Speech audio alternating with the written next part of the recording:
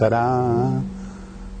Hi, I'm Sonny with another Sonny's Piano video tour for you today, and today we're featuring this spectacular, this sublime, this absolutely gorgeous, beautiful Mason and Hamlin. This is a double A. This is a 6'4" grand piano, and it's a Hummer. Yep, and this piano just sings.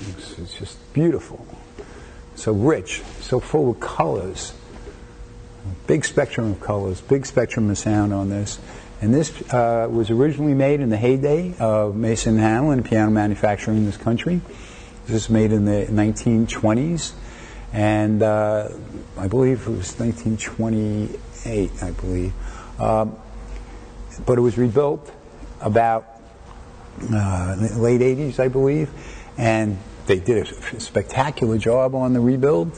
So what you have here is a Mason Hamlin cast iron plate from the 20s, and a case that is aged and just beautiful.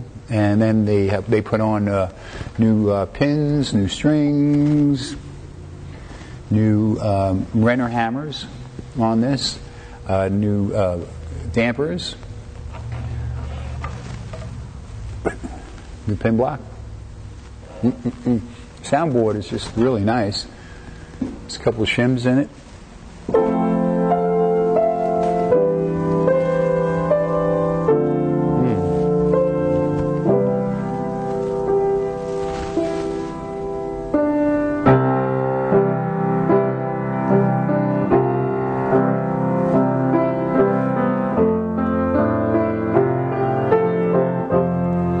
Whether you're a classical player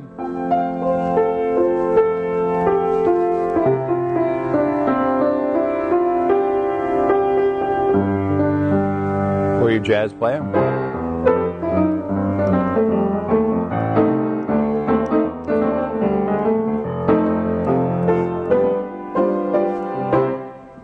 you're a rock and roll player,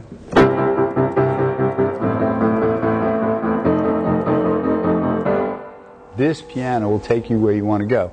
Even if you've never touched the piano before, this is a spectacular instrument. Mason Hamlin AA. They just don't make them like this anymore. Yep.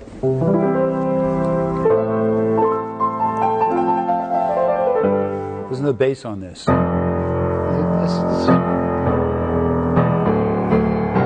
And Mason Hamlins have the patented tension resonator, which is a device that's underneath the piano that kind of supports the case and the soundboard. So whenever you're playing, in my impression of things, a Mason, it always sounds like a bigger instrument than it actually is. And it does have a rather wide body, so it has more soundboard circumference.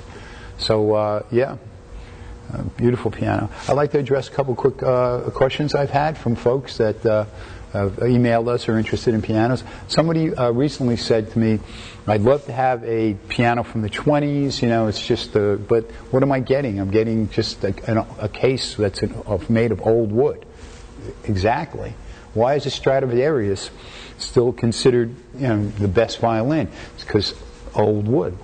And the older the tree, when they make it into an instrument, the more dense it is, and the better instrument it makes. So a lot of the reasons why the legend has it that Steinway and probably, you know, most of the European piano manufacturers came here to the Northeast during the 1800s was because the wood here was very old. It was the trees hadn't been chopped down numerous times like in Europe. So the older wood made better instruments. So to address that comment, that and to get a cast iron plate like this, and then when you rebuild it, other folks have asked me, well, is it still a Mason? Did you rebuild? You use high-end parts, Renner hammers. I mean, you know, Mapes bass strings. You know, so this is a remarkable instrument.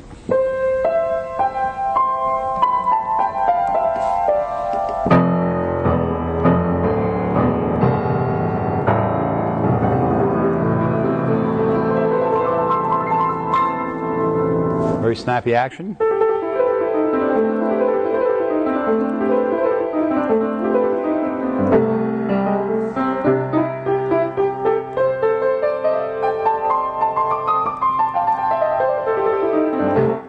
Also like to answer another question that our videographer, Andre Hartzog, just put to me. He asked me, which piano do I like? Which of these pianos do I like the best? And I like them all. And I like Steinways, I like Masons, I like Baldwins, I like Hanabis, I like consoles, uprights. I don't think it's about which is the best piano to buy.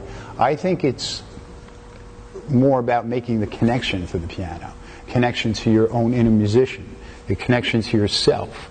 That really is what it's all about. And if that instrument can help facilitate that and help you to just get to where you want to go and just help you to play, you know, because a lot of times we sell pianos to folks and they'll get a piano and they get a note that's just a little off, where they hear things, and a lot of piano playing is not so much about thinking, it's more about just surrendering to the music, surrendering to the whole process of playing the piano.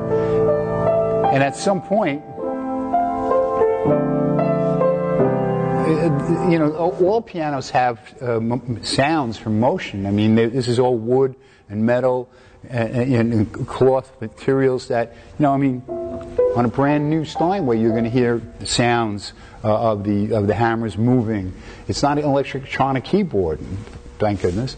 It's a piano. And the thing about it is, going back to what I talk about all the time with the 20-minute rule, is that after about 20 minutes, you're not listening to, you know, what the piano's not doing or what you're not doing. You get away from the glass being half empty, you get into the glass being half full, and how beautiful it is to be able to play and sit and surrender.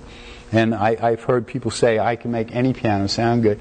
It's not about that. It's about just being able to just surrender to your music and just let the piano take you, you know?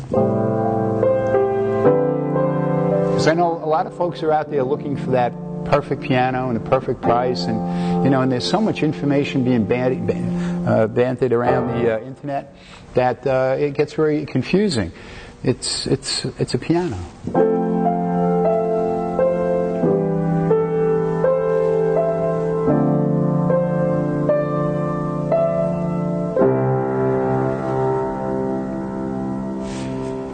Mason Hamlin, 1920s, rebuilt in the mid to late 80s, AA, 6'4". This is some instrument. This is going to make somebody or somebodies very, very, very, very happy. I wonder who. Maybe it'll be you. Thanks for watching. See you next time.